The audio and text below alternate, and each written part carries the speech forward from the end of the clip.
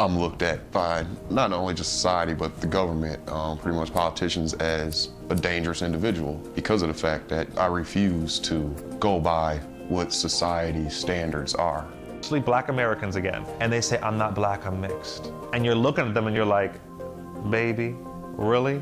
Once again, programmed to identify with something, whether, instead of just identifying with ourselves. Race is not an individual choice in America, it is a social choice. A lot of people they'll say that I'm denying my race, which isn't the case. I'm my own person. They want to stay stuck into the norm of what we're used to.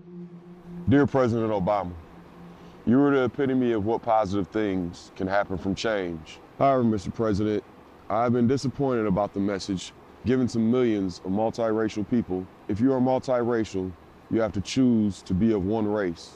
I wrote the letter simply based on the fact that President Obama said that when he used to ride around the South Side streets of Chicago, people in the community would see him as Black. So he decided to identify himself as Black. Multiracial people, from the time they're born to the time they die, are constantly asked to choose their primary race. You're saying I'm not Black or white, I'm biracial.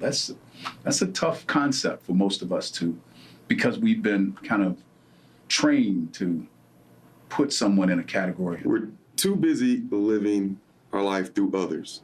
My teacher, Miss Nelson, in 3rd grade, asked all the Black kids to stand up. I stood up.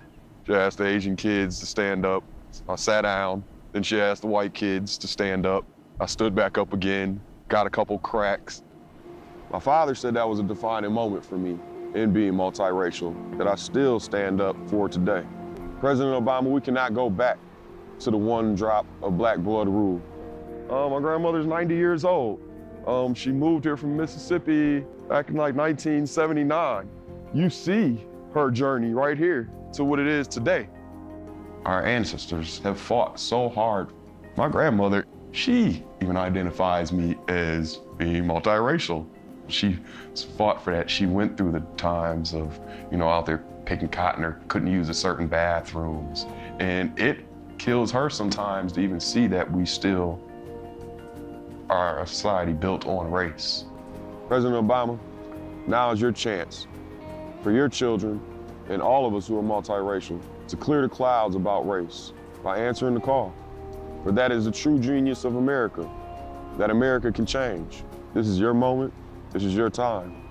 Respectfully, Eric C. Jaskolski, United States Army.